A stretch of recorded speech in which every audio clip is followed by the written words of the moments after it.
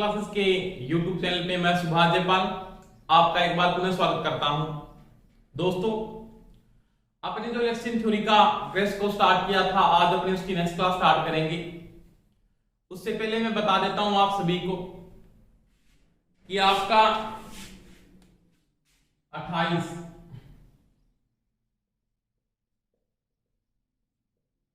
अगस्त को technical coaching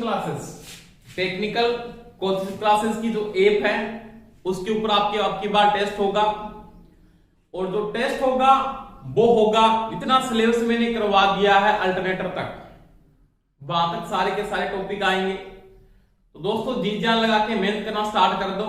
अब की बार मैं आपकी यूट्यूब पे लिंक न डालकर आप टेक्निकल कोचिंग क्लासेस की ऐप को डाउनलोड कर लें प्ले स्टोर पर जाकर, उसके ऊपर मैं लिंक को डाल दूंगा और वहीं से आप टेस्ट दे सकते हो। उसमें कोई कंफ्यूजिंग नहीं होगी वहां पे, क्योंकि वहां पे क्या सिस्टम होगा कि कई बच्चे वहां पे देखो लिंक कर रहे हैं, कॉपी को 2-3 बार क्रिएट कर रहे हैं, तो वहां पे अपने लिंक को जैसे ही बंद कर सकते हैं। तो आप प्ले स्टोर में जाकर टेक्निकल कोचिंग क्लासेस की ऐप को डाउनलोड कर लें। वैसे मैंने लिंक को भेजा था सभी ग्रुपों में और कम्युनिटी में भी लिंक को डाल रखा है, तो सभी डाउनलोड कर लें। और डाउनलोड करने के बाद जैसे ही आपकी ऐप स्टार्ट होती है तो 28 तारीख को मैं आपका वहां पे टेस्ट लूंगा, तो सभी बच्चे आज से तैयारी स्टार्ट करना शुरू कर दें। ठीक है दोस्तों, अपना जो टॉपिक देखो, टॉपिक की बात करें। टॉपिक चला था अल्टरनेटर, इसके बारे में बात चल रही थी, प्रत्यावर्तक।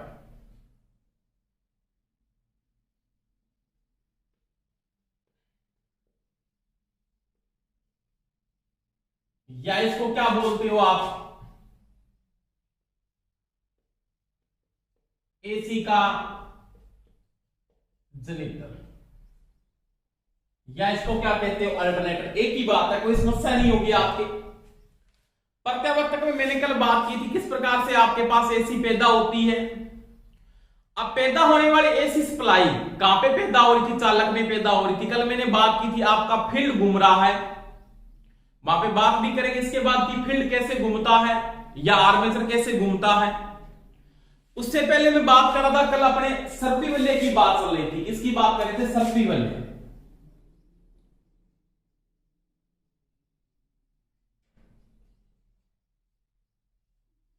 इसको अपने क्या बोलते हैं, स्लिप रिंग कहते हैं। क्या कहते हैं, स्लिप रिंग।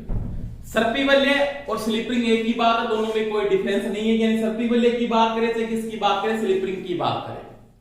अब देखो आपके पास में अगर स्लिप रिंग की बात करूं, इसको क्या लिख सकते हो, स्लिप रिंग। दोनों में कोई डिफरेंस नहीं है। सर्पी वलय और स्लिप रिंग एक ही होता, दोनों में कोई कंडीशन चेंजिंग नहीं होती। स्लिप रिंग क्या था, तो पहली बात स्लिप रिंग का काम क्या है। तो स्लिप रिंग एक ऐसी युक्ति है या सर्पी वलय एक ऐसी युक्ति है जो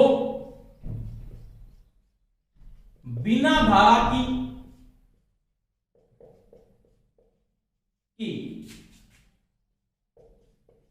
दिशा बदले,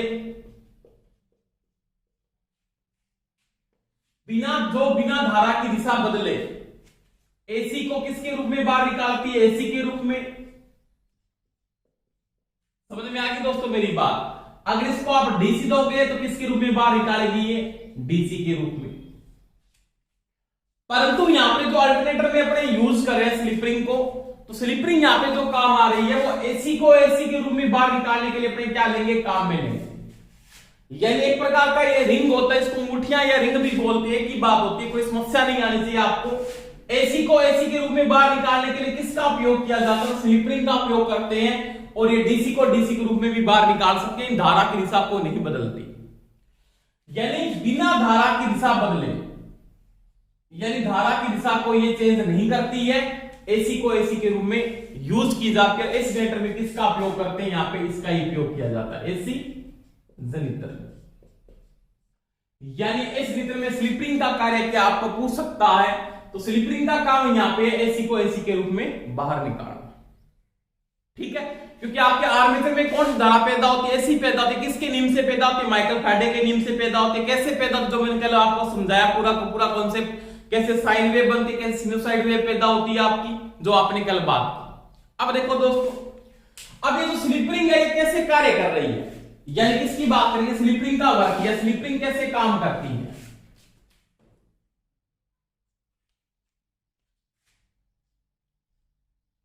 एसी जनित तत्व यानी प्रत्यावर्तक एक ही बात है में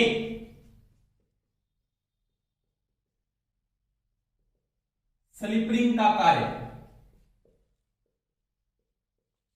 तो इसका यहां पे कार्य क्या है, एसी को एसी के रूप में क्या निकालना, बाहर। देखो दोस्तों आराम से अगर मैं बात करूं, मेरे पास एक ये पोल बना हुआ है, जैसे मान लिया ये आपके पास एन पोल है,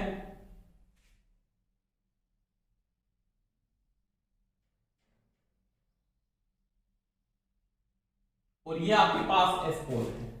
समझ में आ गई दोस्तों मेरी बात। इसके बीच में मैंने एक चालक का लूप स्थापित कर दिया। चालक का लूप का मतलब ये मैंने चालक स्थापित कर दिया ऐसे।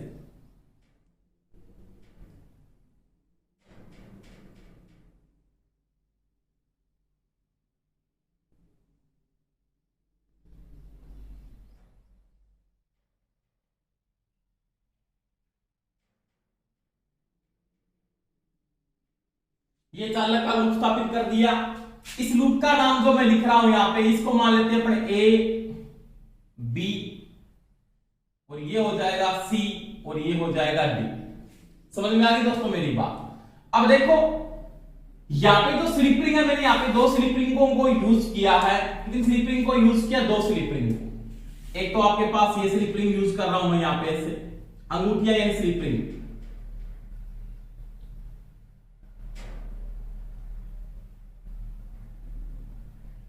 एक तो ये है और एक ये है, ये दो स्लिप रिंग मैं यहां पे यूज कर रहा हूं। इसका कांटेक्ट मैंने इस चालक के साथ कर रखा है, इसका कांटेक्ट मैंने इसके साथ कर रखा है। यहां पे कार्बन ग्रुप्स का यूज किया मैंने ये, और यहां पे मैंने क्या जोड़ दिया, इसके साथ लोड लगा दिया इसे।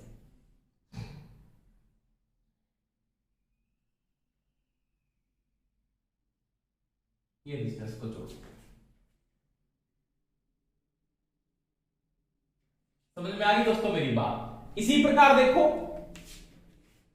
अब ये क्या करता है कि जैसे ये रोटेशन करता है, जैसे मैंने कहा यहां पे प्राइम मूवर को लगाया, इसको मैं घुमाता हूं, चालक के लूप को मैंने घुमाया। एक चालक के लूप को जैसे मैं यहां पे रोटेट करता हूं, ऐसे क्या करता हूं, रोटेट करता हूं, तो रोटेट करने के बाद मैं किसका नियम लागू करता हूं, तो चालक में धारा की दिशा ज्ञात करनी है। उत्पन्न धारा की दिशा ज्ञात करने के लिए किसका नियम लागू होता है, तो वो लागू होता है फ्लेमिंग का राइट हैंड रूल। किसके लिए, उत्पन्न धारा की दिशा ज्ञात करने के लिए, उत्पन्न धारा की दिशा ज्ञात करने के लिए। जो आपने किसमें पढ़ा, डीसी जनरेटर में भी पढ़ा, वही किसमें लागू होता है, अल्टरनेटर के अंदर लागू होता है। यानी फ्लेमिंग के राइट हैंड रूल के अनुसार जब इस चालक के अंदर आप लगाते हो फ्लेमिंग का कौन सा रूल लगाते हो, राइट हैंड रूल लगाते हो, तो आपके पास जो धारा पैदा होती है उसकी डायरेक्शन क्या है, आपका रोटेशन ही है, चूंकि अपना उसकी दिशा अगर ये है तो इसमें धारा की दिशा क्या होगी, तो धारा की दिशा इसमें इस चालक में ऐसे आएगी और इसमें कैसे आएगी, ऐसे आएगी। यानी करंट आपका, यानी ये तो प्लस का काम करेगा और ये किसका काम करेगा, माइनस का काम करेगा। इसलिए इसमें ऐसी धारा क्या होगी, पैदा हो जाएगी। समझ में आ गई दोस्तों मेरी बात। अब देखो अब इस चालक को मैं रोटेट कर रहा हूं तो धारा पैदा हो रही है, वो कैसे हो रही है, ए बी चालक से क्या निकल रही है, यहां से ऐसे घूम के बी सी डी सी से वापस होती हुई इस लोड में घूमती वापस ऐसे, इसमें करंट जो फ्लो हो रहा है वो ऐसे फ्लो हो रहा है इस लोड में, जब तक ये चालक स्टार्टिंग के समय घूम रहा है। जैसे ये चालक 180 डिग्री घूमता है, कितना डिग्री, 180 डिग्री। 180 डिग्री को आप क्या लिख सकते हो, यहां पे लिख सकते हो क्या, पाई डिग्री। 180 या क्या घूम जाता है, ये पाई घूमता है। 180 डिग्री घूमने के बाद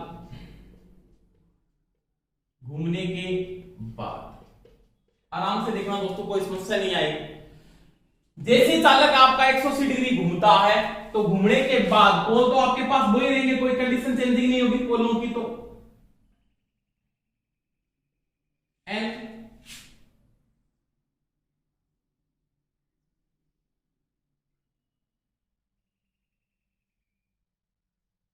और ये एस। समझ में आ गई दोस्तों मेरी बात? वही बात है, चालक का लूप जैसे घूमता है 180 डिग्री,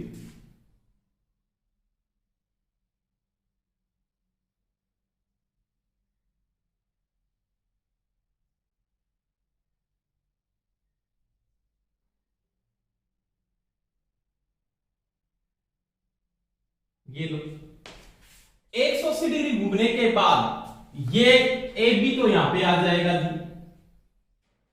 समझ में आ गई बात? ये जो चालक का लूप है इसका ये जो साइड है चालक की, एक एक्टिव साइड, ये साइड आप जो यूज करिए तो आज इधर साइड में से घूम के, यानी ऐसे सिंपल सी बात है, ये कंडक्टर है, इसका अंगूठे वाली साइड को मैं ए बी साइड मानता हूं, जैसे 180 डिग्री घूमता है ऐसे चला जाता है। समझ में आ गई दोस्तों मेरी बात? ए बी यहां पे आ जाएगा और सी डी आपका यहां पे आ जाएगा, कोई दिक्कत है? 180 डिग्री घूमने के बाद अब क्या होगा, आपकी स्लिप रिंग है, एक तो आपकी यहां पे जुड़ी है, ये लो जी, एक आपकी यहां पे जुड़ी है, ये लो जी। अब देखो, समझ में आ गई दोस्तों मेरी बात? वही बात है यहां पे,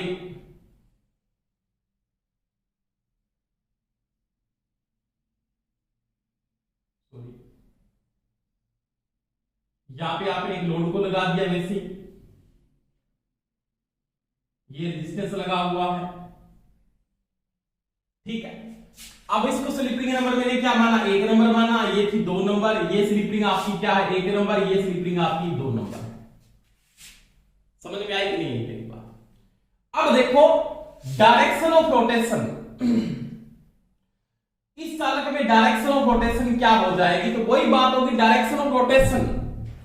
आपके पास अभी क्या होगा कि जो करंट फ्लो हो रहा है अब वो किस डायरेक्शन में फ्लो हो रहा है, यानी करंट आपका किस प्रकार से फ्लो हो रहा है उसकी ये पर बात करता है कि जैसे चालक आपका 180 डिग्री घूम जाता है उसके बाद करंट की डायरेक्शन क्या हो जाएगी, वो देखो आराम से, उसमें कोई समस्या आपके नहीं आनी चाहिए। देखो इसमें क्या हुआ सिस्टम कि जैसे 180 डिग्री घूम जाता है, यहां पे देखो स्टार्टिंग के समय जैसे ही घूम रहा है तो घूमने के बाद क्या कंडीशन हुई, ये जो स्लिप रिंग आपकी 1 नंबर, सॉरी ये तो स्लिप रिंग है 2 नंबर, तो क्या होगी आपकी प्लस की, ये किसकी होगी माइनस की, तो ये आपकी करंट की डायरेक्शन कैसे प्लस से माइनस की वजह से करंट फ्लो हो रहा है, यानी प्लस से माइनस की, और यहां पे प्लस है और यहां पे क्या होगा माइनस हो जाएगा। आपका जो करंट फ्लो हो रहा है वैसे फ्लो हो रहा है प्लस से माइनस की वजह से।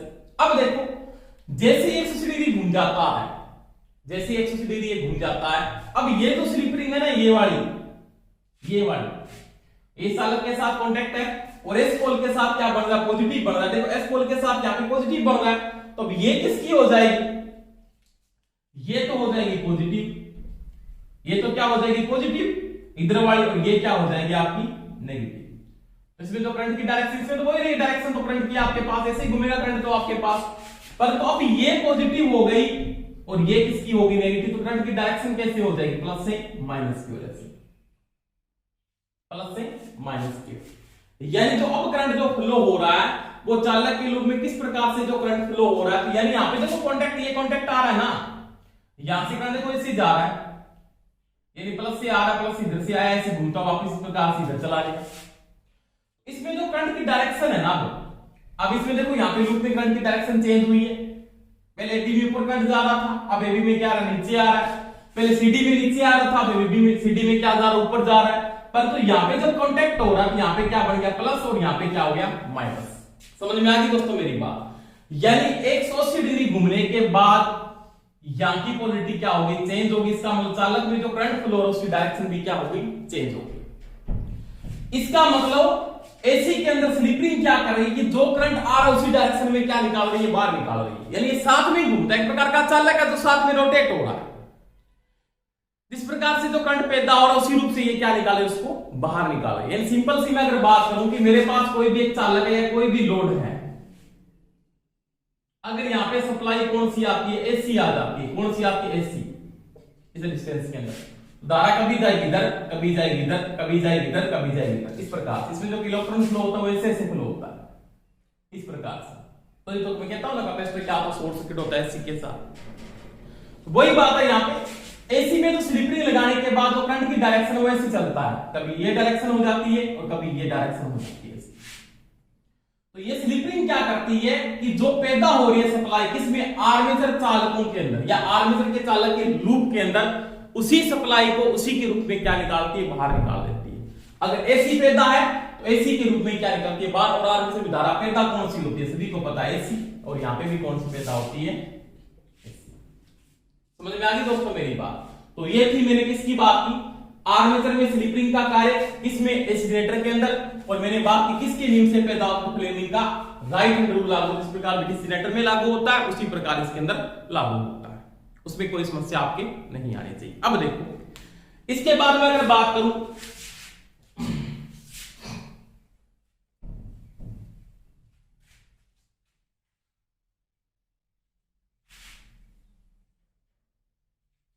अल्टरनेटर के अंदर, इसके बाद अगर बात करोगे आप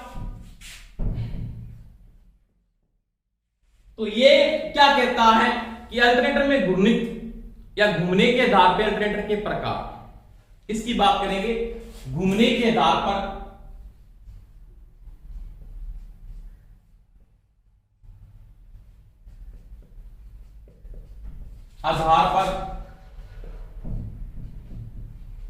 प्रत्यावर्तक के प्रकार। समझ में आ गई दोस्तों मेरी बात। यानी घूमने के आधार पे जो मैंने कल बात की थी, घूमने के आधार पे अल्टरनेटर कितने प्रकार का होता है, वो 2 टाइप का अपने यूज करते हैं। कितने टाइप के यूज करते हैं, 2 टाइप के। कौन कौन से वो बात करेंगे। एक नंबर इसमें जो टाइप आता है वो कौन सा आता है, एक नंबर जो टाइप आता है वो होता है घूमता हुआ आर्मेचर, घूमता हुआ आर्मेचर, या घूमता हुआ आर्मेचर को क्या बोलते हैं, चालक। ठीक है। और 2 नंबर कौन सा आता है इसके अंदर, 2 नंबर आता है घूमता हुआ फील्ड या घूमता हुआ चुंबकीय क्षेत्र।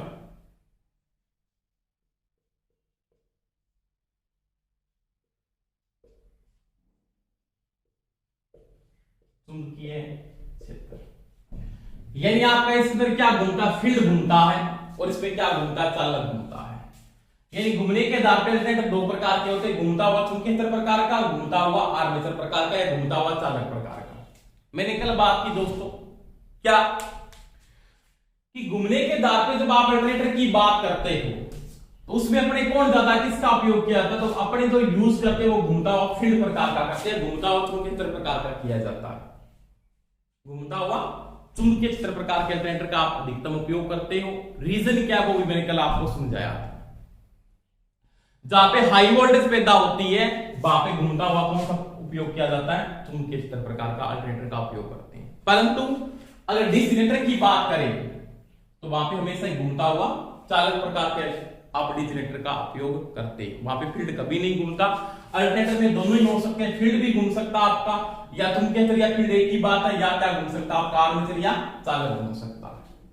समझ में आ गई दोस्तों मेरी बात। अब इसमें देखो आराम से, अगर मैं घूमते हुए किसकी बात करूं, घूमते हुए आर्मेचर प्रकार की अगर बात करता हूं, किसकी बात करता हूं, एक नंबर में बात करता हूं घूमता हुआ आर्मेचर।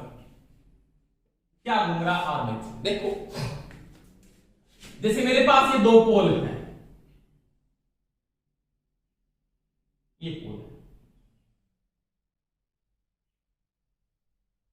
अब यहां पे N पोल है और यहां पे कौन सा S पोल है। ये आपके पास यहां पे मैंने आर्मेचर को डाल दिया,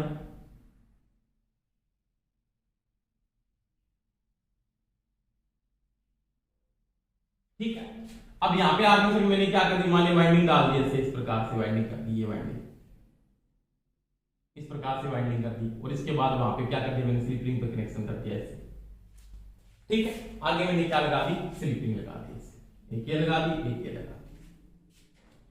अब देखो यहां पे आर्मेचर के चालकों पर आप वाइंडिंग करते हो, क्या करते हो, वाइंडिंग डाल दी। यानी यहां पे जो वाइंडिंग डाल दी ये आपका क्या फील्ड है। अब घुमा किसको रहे हो आप, घूम क्या रहा आपका चालक घूमता है, क्या घूमता है, चालक।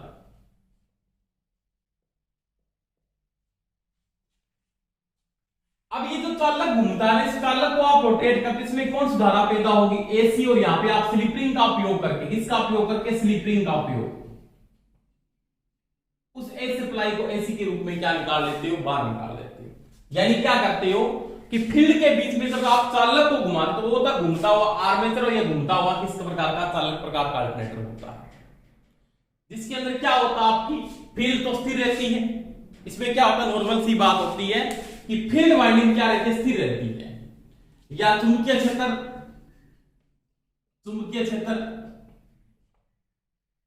स्थिर होगा, आर्मेचर या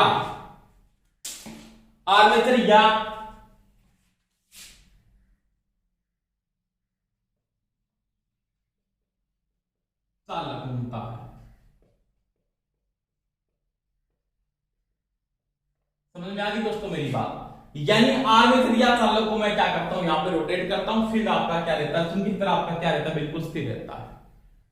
समझ में आ गई दोस्तों मेरी बात। अब देखो आराम से, अब यहां पे जब आपका क्या घूमता, आर्मेचर घूमता है, तो वहां पे अगर सिंगल फेज की सप्लाई निकालनी है आपको तो कितनी स्लिप रिंग लगेगी, टू फेज निकालने कितनी स्लिप रिंग लगेगी, थ्री फेज निकालने कितनी स्लिप रिंग लगेगी, और आपके पास थ्री फेज में कनेक्शन स्टार का या डेल्टा का है तो कितनी स्लिप रिंग लगेगी, ये चीज का ध्यान रख लेना। अगर मेरे को यहां पे क्या निकालना है, सिंगल फेज की सप्लाई निकालनी है, क्या निकालनी है, सिंगल फेज, एक कला में स्लिप रिंग की आवश्यकता, एक कला में कितनी स्लिप रिंग की आवश्यकता होगी, एक कला में आपके पास दो स्लिप रिंग की आवश्यकता होगी, दो स्लिप रिंग, किसके लिए, एक तो फेज के लिए और एक किसके लिए, न्यूट्रल के लिए। और टू फेज के अंदर क्या होगा, दो कला में कितनी आवश्यकता होगी, दो कला में आपके पास दो स्लिप रिंग की आवश्यकता होगी। अब देखो तीन कला में या थ्री फेज के अंदर कितनी स्लिप रिंग की आवश्यकता होगी, वो आपको कनेक्शन देखना पड़ेगा कि आपने आर्मेचर में कौन सी वाइंडिंग डाल रखी है। अगर आपके पास आर्मेचर में कौन सी वाइंडिंग है, स्टार की वाइंडिंग है, कौन सी वाइंडिंग है, थ्री फेज में अगर स्टार की वाइंडिंग है, कौन सी वाइंडिंग है, स्टार की, यानी इसके अंदर जो वाइंडिंग डाल रखी है ना वो स्टार वाइंडिंग डाल दी है, इससे आपने ये डाल, तो तीन तो फेस हो गए आर वाई बी, और एक क्या हो गया, न्यूट्रल, यानी क्या होगा, आर वाई बी तीन तो फेस हो जाएंगे, और एक क्या हो जाएगा, न्यूट्रल, ये न्यूट्रल, आर वाई और बी तीन फेस हो जाएंगे। तो उस समय आपको कितनी स्लिप रिंग की आवश्यकता होगी, उस समय आपको चार स्लिप रिंग की आवश्यकता होगी, कितनी, चार स्लिप रिंग यहां पे आपको लगानी पड़ेगी, किस कनेक्शन के अंदर, तीन कला स्टार वाइंडिंग के अंदर जब आपका क्या घूमता है, चालक घूमता है या आर्मेचर घूमता है, तो आपको चार स्लिप रिंग की आवश्यकता होगी। ये चीज का दिमाग में सेट कर लेना। समझ में आ गई मेरी बात। तीन तो फेस निकालने पड़ेंगे आपको बाहर, और एक उसके साथ क्या निकालना पड़ेगा, न्यूट्रल। अब देखो अगर यहां पे आपके पास तीन कला संयोजन के अंदर आपका क्या घूमता, आर्मेचर या चालक घूमता है, और वाइंडिंग कौन सी है, आपको वाइंडिंग दे देता है डेल्टा, डेल्टा वाइंडिंग है, कौन सी है, डेल्टा। तो डेल्टा वाइंडिंग कितनी स्लिप रिंग की आवश्यकता होगी, उस समय आपको तीन स्लिप रिंग की आवश्यकता होगी, तीन स्लिप रिंग की आवश्यकता। अब आप वहां पे कितनी स्लिप रिंग का उपयोग करोगे, तीन स्लिप रिंग का यूज करो। समझ में आ गई मेरी बात। तो नॉर्मल सी बात है, जब आपका आर्मेचर घूमता है, नॉर्मल अल्टरनेटर में आपका आर्मेचर जब घूमता है तो आप कौन सा कनेक्शन ज्यादा यूज करते हैं, नॉर्मली जो यूज किया जाता है वो कौन सा करके चलते हैं, वो स्टार का कनेक्शन ज्यादा यूज किया जाता है। वहां पे तीन फेस उसके साथ न्यूट्रल का उपयोग होता है, क्योंकि न्यूट्रल आप यूज करते हो वहां पे सिंगल फेस सप्लाई के साथ। तो वही बात है, यहाँ पे एक चीज का ध्यान रखना, एक कला में आपको दो स्लिप रिंग की आवश्यकता होगी, जब आपका क्या घूमता, चालक घूमता है, दो कला में दो स्लिप रिंग की आवश्यकता होगी, तीन कला में स्टार की वाइंडिंग है तो चार स्लिप रिंग की आवश्यकता होगी, डेल्टा वाइंडिंग है तो तीन स्लिप रिंग की आवश्यकता होगी। परंतु ध्यान रखना दोस्तों, एक बात नोट लगा के दिमाग में सेट कर लेना, आपको अगर कोई ये पूछ लेता है एक प्रत्यावर्तक में अधिकतम कितनी स्लिप रिंग की हो सकती है, एक प्रत्यावर्तक में अधिकतम कितनी स्लिप रिंग हो सकती है, बताओ, 2 3 4 5 6 कितनी स्लिप रिंग हो सकती है एक प्रत्यावर्तक में, या एक एसी जनित्र में अधिकतम या मैक्सिमम 6 स्लिपिंग हो सकती है, ये दिमाग में सेट करना और आपको लगा भी देख लेना भी, 6 स्लिपिंग होती है, हो सकती है, यानी 6 स्लिपिंग आपकी अधिकतम हो सकती है, ये चीज सेट कर लेना। आप ऐसे नहीं बोल सकते कि 4 अधिकतम होते, 6 हो सकते हैं। कैसे कि जब मैंने वाइंडिंग डाल दी यहाँ पे 3 फेज की और मैंने अंदर कनेक्शन नहीं की, जैसे मैंने 3 फेज की वाइंडिंग इसके अंदर डाल दी, ये 3 वाइंडिंग है ऐसे,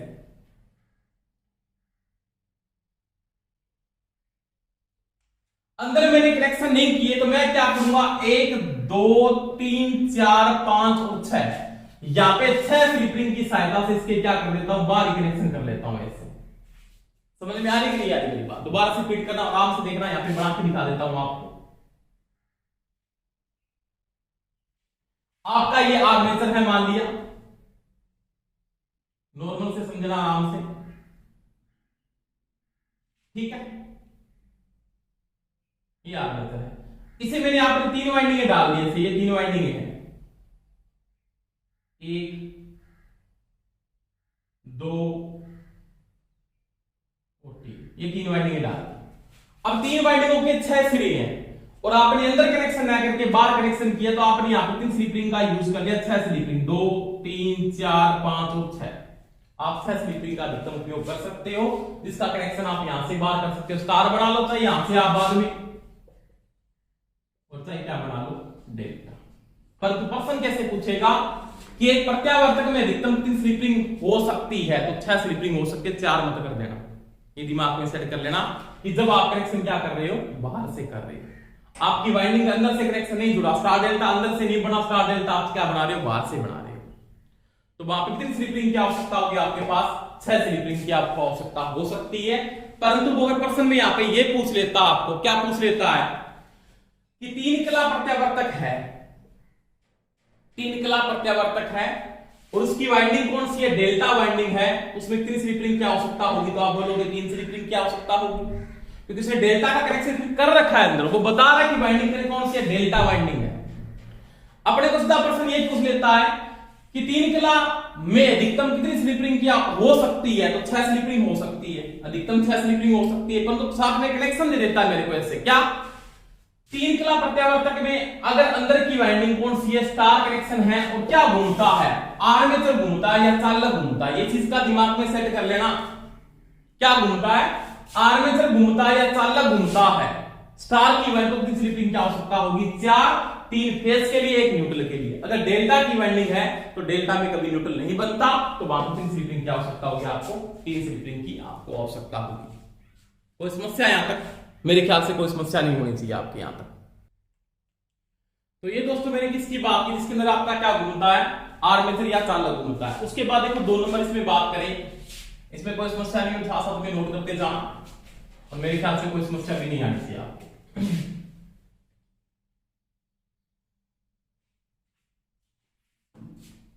अब ये क्या कहता है 2 नंबर में,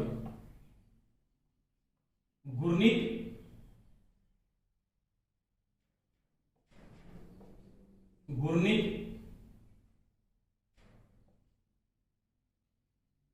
चुंबकीय क्षेत्र प्रकार का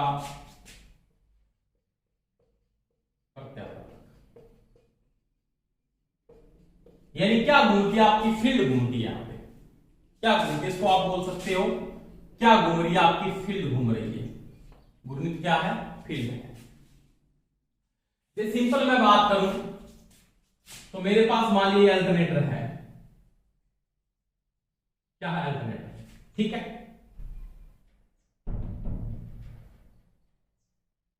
ये अल्टरनेटर है,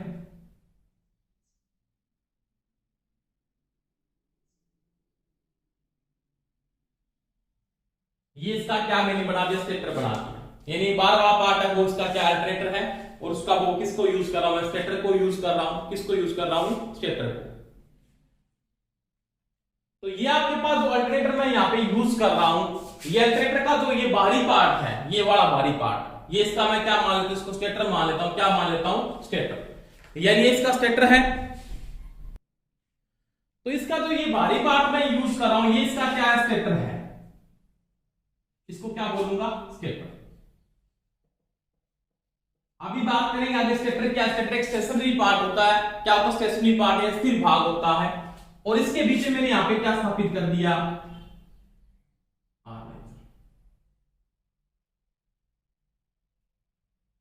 इसको बोलूंगा रोटर। क्या डाल दिया मैंने? ये रोटर है। अब देखो स्टेटर के ऊपर मैंने क्या कर दिया? आर्मेचर वाइंडिंग कर दी। यहां पे कौन सी डाल दी? Armature winding. ठीक है, तो स्टेटर पे कौन सी वाइंडिंग कर देता हूं? स्टेटर पे हो जाती है आर्मेचर वाइंडिंग। स्टेटर पर आर्मेचर वाइंडिंग स्थापित की जाती है।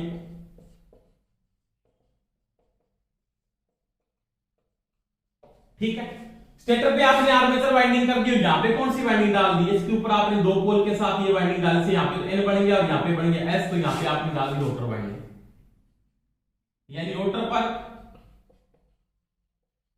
पर फील्ड वाइंडिंग स्थापित की जाती है।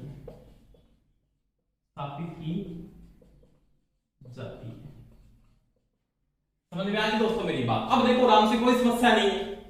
आपने स्टेटर के ऊपर तो आपने वाइंडिंग कौन सी डाल दी? आर्मेचर वाइंडिंग को स्थापित कर दिया। ये जो आर्मेचर के चालक इलेक्ट्रोमोटिव फोर्स को जो पैदा करेंगे वो स्टेटर पे डाल दी मैंने। फील्ड पे कौन सी डाल दी? रोटर पे कौन सी वाइंडिंग को स्थापित कर दिया? रोटर को पूरे मैंने फील्ड वाइंडिंग को स्थापित कर दिया। समझ में आ गई बात? अब जैसे ही रोटर घूमता है, ये घूमेगा तो ये फील्ड वाइंडिंग क्या करेगी?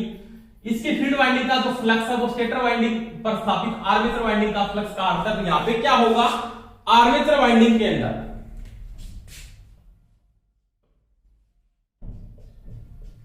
आर्मेचर वाइंडिंग जो स्टेटर पर स्थापित है, उसमें एसी ईएमएफ पैदा होगा या एसी धारा पैदा होगी, ऐसे लिखेगा। यानी आर्मेचर वाइंडिंग में एसी धारा पैदा होगी। अगर यहां पे 3 फेज की वाइंडिंग है 3 फेज में कन्वर्ट हो जाएगी, सिंगल फेज की वाइंडिंग है तो सिंगल फेज में कन्वर्ट हो जाएगी। अब देखो आर्मेचर वाइंडिंग में जो धारा पैदा और इसको कनेक्शन के द्वारा मैंने क्या निकाल लिया? बाहर निकाल लिया, तो कोई समस्या नहीं है। अब यहां पे जो स्लिप रिंग आप यूज करोगे ना, यहां पे कितनी स्लिप रिंग लगानी पड़ेगी वो आपको देखना पड़ेगा। यहां पे कितनी स्लिप रिंग की आवश्यकता होगी? यहां पे आपको 2 स्लिप रिंग की आवश्यकता होगी। यानी जब आपका घूर्णित कौन सा होता है? घूर्णित आपका क्या है? चुंबकीय क्षेत्र है। आर्मेचर वाइंडिंग जो स्टेटर पर स्थापित है उसमें ऐसी धारा पैदा होती है। परंतु 2 नंबर कंडीशन में अगर यहां पे बात करूं, रोटर वाइंडिंग में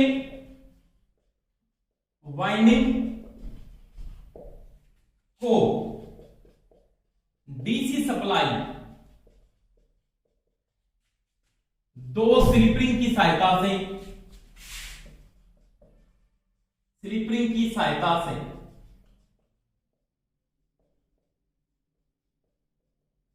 प्रदान की जाती है।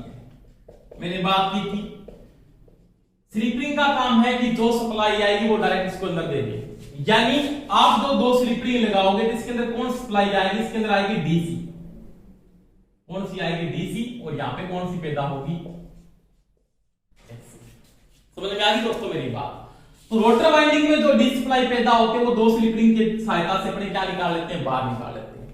अब चाहे यहां पे जब आपका क्या घूमता है, आपका चुंबकीय क्षेत्र घूमता है, तो चाहे आपके पास सिंगल फेज का अल्टरनेटर हो, चाहे क्लिंकला का हो, चाहे कनेक्शन स्टार का हो, चाहे किसका हो, डेल्टा का हो, आपके पास जो अधिकतम स्लिप रिंग लगती है या न्यूनतम जो स्लिप रिंग लगती है, अधिकतम व न्यूनतम 2 ही स्लिप रिंग की आवश्यकता होगी। 2 ही स्लिप रिंग की आवश्यकता होगी। ये दिमाग में सेट कर लेना। जब क्या होता है आपका क्या घूमता? चुंबकीय क्षेत्र घूमता है। और अधिकतर आप इसका उपयोग करते हो। इसका उपयोग करते हो घूर्णित चुंबकीय क्षेत्र प्रकार के अल्टरनेटर का आप अधिकतम क्या करते हो? उपयोग करते हो। दोबारा से रिपीट कर रहा हूं मैं, स्टेटर जो स्टेशनरी पार्ट है उसके ऊपर आप आर्मेचर वाइंडिंग को स्थापित कर दोगे। आपके पास जो रोटर है, रोटर के ऊपर आप फील्ड की वाइंडिंग स्थापित कर दोगे। फील्ड की वाइंडिंग को एक्साइट करने के लिए यहां पे आपको फील्ड को एक्साइट करना पड़ेगा, निश्चित रूप से करना पड़ेगा, क्योंकि अधिक मान के उच्च मान के जो अल्टरनेटर बनते हैं उसमें क्या घूमता, आपका फील्ड ही घूमता, रोटर को नहीं घुमाया जाता। क्या घूमता है? फील्ड घूमता है। आपका यहाँ पे जब फील्ड घूमता है, क्या घूमता है? फील्ड घूमता है, तो आपको दो स्लिप रिंग की आवश्यकता होती है। पहली बात तो ये नोट कर लेना दिमाग में। दूसरी बात मैं अगर यहाँ पे कहता हूं कि अगर फील्ड घूमता है तो आपको एक्साइटर की आवश्यकता होगी, यानी फील्ड को उत्तेजित करने के लिए। इसको 3 नंबर यहां पे नोट करके लिख देता हूं। फील्ड वाइंडिंग को उत्तेजित करने के लिए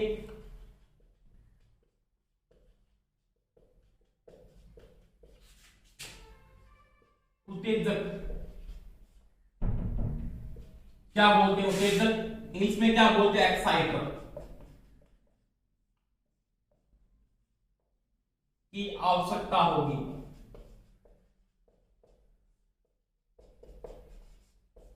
और जिसके रूप में कौन जनरेटर आप यूज करते हो? डीसी का, या तो कौन सा होता है एक्साइटर के रूप में? एक्साइटर रूप में कौन सा जनरेटर काम आता है? या तो शंट काम आता है, और या कौन सा आता है? कंपाउंड यानी यौगिक। शंट या कंपाउंड जनरेटर का उपयोग किया जाता है। तो ध्यान रखना दोस्तों, घूर्णी चुंबकीय अंतर प्रकार का जो अल्टरनेटर है उस स्टेटर पे कौन सी वाइंडिंग की जाएगी? Armature winding. और रोटर पे कौन सी वाइंडिंग स्थापित की जाएगी? फील्ड वाइंडिंग का। इसका मतलब फील्ड घूमता है और यहाँ पे ये क्या होता है? स्टेटर आपका क्या रहता है? स्थिर रहता है। अब यहाँ पे जो एसी पैदा हो रही है वो कनेक्शन से क्या निकाल लेंगे? बाहर निकाल लेंगे। अब आपके पास यहाँ पे इस कंडीशन के अंदर, चाहे आपके पास अल्टरनेटर ये क्या सिंगल फेज का, चाहे 3 फेज का, चाहे स्टार कनेक्शन, चाहे डेल्टा कनेक्शन है, आपको अधिकतम और न्यूनतम कितनी स्लिप रिंग की आवश्यकता होगी? 2 ही स्लिप रिंग की आवश्यकता होती है। कितनी? 2। आप 2 स्लिप रिंग यहाँ पे लगाते हैं। समझ में आ गई दोस्तों मेरी बात? अब देखो आगे इसके बाद मैं अगर इसके लाभ की बात करूं, इसकी अगर ये फील्ड घूमता है, इसके लाभ क्या है या इसके एडवांटेज क्या है, यानी इसके लाभ या इसके एडवांटेज क्या है, उसकी मैं अगर बात करता हूं, यानी इसके क्या क्या लाभ हैं, तो वो देखो आराम से उसकी बात करेंगे अपने क्या क्या लाभ हैं। लाभ, पहली बात आई उच्च मान के उत्पादन के साथ, उच्च मान के साथ उत्पादन के साथ, यानी हाई वोल्टेज जब आप पैदा करते हो या उच्च मान की वोल्टेज जब आप पैदा करते हो तो वहां पे क्या होगा? देखो उच्च मान के उत्पादन के साथ यानी हाई वोल्टेज क्या कर रहे हो? हाई वोल्टेज का जो उत्पादन कर रहे हो आप, जैसे 33 केवी 11 केवी, तो आपके पास क्या होगी? स्पार्किंग बिल्कुल क्या होगी? नीमन होगी। स्पार्किंग नहीं होती क्योंकि यहाँ पे क्या होगा? आप संपर्क के द्वारा क्या करते हो? स्लिपिंग जब होगी, स्लिपिंग घूम के आपको करंट मार देगी, वो क्या देगा? आपकी डायरेक्ट कनेक्शन हो जाएगा यहाँ पे स्टेटर के अंदर, तो यहाँ पे क्या होगी? स्पार्किंग नहीं होगी। स्पार्किंग नहीं होती, नहीं होती। दूसरा इसका लाभ देखो, आर्मेचर में चालकों की संख्या बढ़ाकर, स्टेटर यानी आर्मेचर तो वाइंडिंग स्थापित करके स्टेटर में चालकों की संख्या बढ़ाकर आप वोल्टेज का मान क्या कर सकते हो? बढ़ा सकते हो। यानी स्टेटर पर चालकों की संख्या, चालकों की संख्या बढ़ाकर ईएमएफ बढ़ा सकते हो।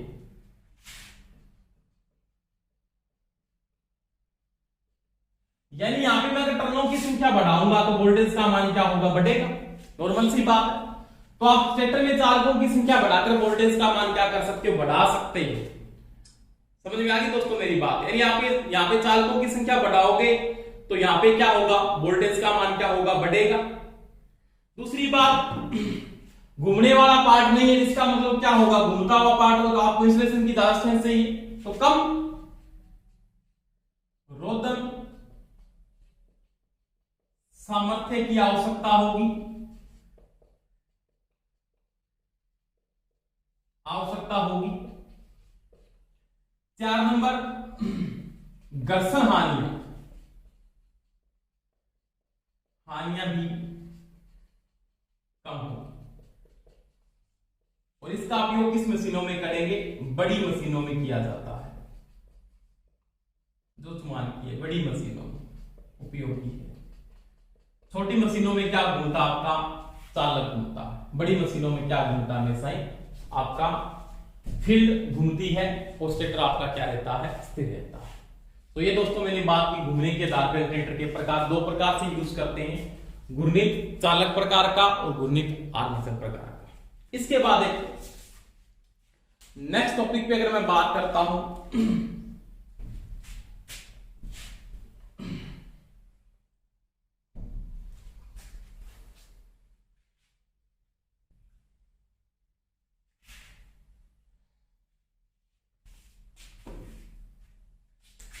प्रत्यावर्तक की आवृत्ति।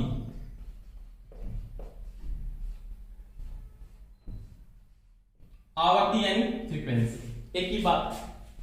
अब मैंने क्या बात की थी कि मेरे पास एक चालक है, ये फील्ड वाइंडिंग स्थापित कर दी ऐसे मैंने।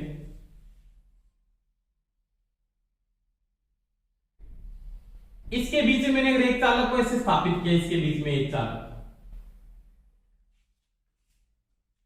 आवृत्ति क्या है?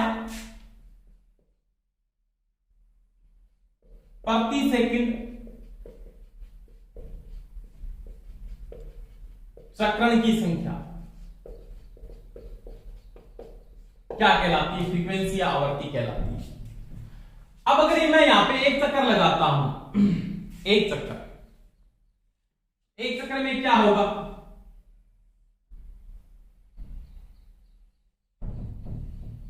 यानी 0 से जब 360 डिग्री का चक्रण होता है तो आपके पास 1 हर्ट्ज की फ्रीक्वेंसी पैदा होती है।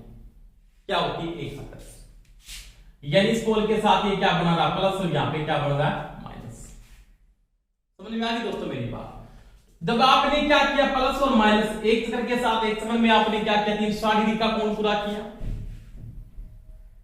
अगर यहां पे प्लस बन रहा है तो यहां पे क्या बन रहा है? माइनस बन रहा है। अब अगर चक्रों की संख्या बढ़ेगी तो फ्रीक्वेंसी भी क्या होगी? बढ़ेगी।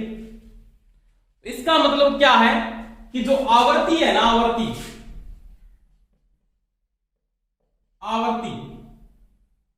गति के समानुपाती होती है, या चक्रों की संख्या के समानुपाती है। चक्र की संख्या के समानुपाती, एक ही बात है। अगर आप चक्रों की संख्या यहां पे 2 करोगे 2 बन जाएगी, 3 करोगे तो क्या बन जाएगी? 3 बन जाएगी। परंतु आप क्या कर सकते? तीसरी बात यहां पे ये भी कर सकते, 2 नंबर बात, अगर मैं पोल की संख्या बढ़ाऊं, जैसे यहां पे मैंने क्या किया? मान लिया कि 2 पोल यूज किए, इसके बाद मैंने यहां पे 4 पोल यूज कर लिए ऐसे, N पोलों का स्थापन कैसे होता है? तो एक चीज का ध्यान रख लेना, एकांतर पोल असमान होना चाहिए। ये प्रश्न कई बार आ जाता है कि फील्ड पर पोलों का स्थापन कैसे किया जाता है? तो एकांतर का मतलब एक के बाद एक पोल असमान होना चाहिए, आमने सामने का कोई मतलब नहीं होता। NS। अब देखो इसके बीच में मैंने आर्मेचर को स्थापित कर दिया। अब यहाँ पे प्लस बन रहा है, यहाँ पे माइनस, यहाँ पे प्लस बन रहा है, यहाँ पे माइनस। अब क्या करेगा कि जब यहाँ पे तो क्या हुआ? एक चक्र में क्या उसने एक साइन वेव पैदा की है।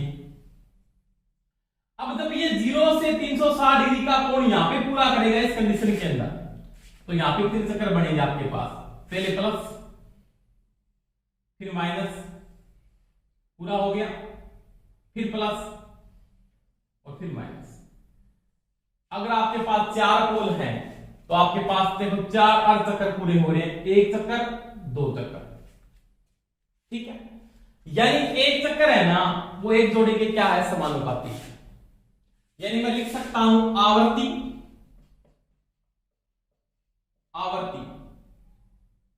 ध्रुवों के जोड़ों की संख्या के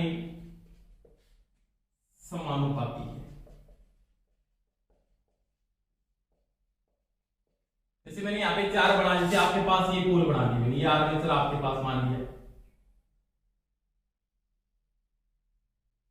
1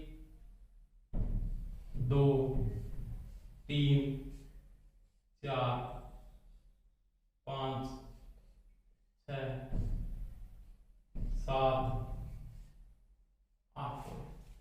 अब देखो यहाँ पे अगर 8 है ना, तो यहाँ पे कितनी साइकिल बनी है वो देखो, जैसे N S N S N S N S, 1 2 3 4, ये 4 साइकिल पूरी होगी। ठीक है, तो पोलों की जोड़ों की संख्या की क्या है, समानुपाती है। तो फ्रीक्वेंसी बराबर ये लिखा जाता है, बराबर क्या होता है P/2 इंटू में क्या होता है N, पर तो यहाँ पे N क्या होती है, वो होती है RPS, राउंड पर सेकंड। अगर ये N क्या RPM में है तो ये बराबर क्या लिखा जाता है Pn/2 इंटू 60, तो यहाँ पे इसमें क्या होगा, N किस में होगी, तो वो होगी RPM। F बराबर मैं ये भी लिख सकता हूं Pn/120। तो ये चीज का ध्यान रख लेना, फ्रीक्वेंसी पोलों की जोड़ों की संख्या के समानुपाती है और गति के भी क्या होती है, समानुपाती होती है। समझ में आई दोस्तों मेरी बात? तो ये मैंने किसकी बात की, आवृत्ति की बात की, और पढ़ेंगे नेक्स्ट क्लास के अंदर। आज के लिए इतना ही, सभी को देने के लिए बेस्ट ऑफ लक, जय हिंद दोस्तों।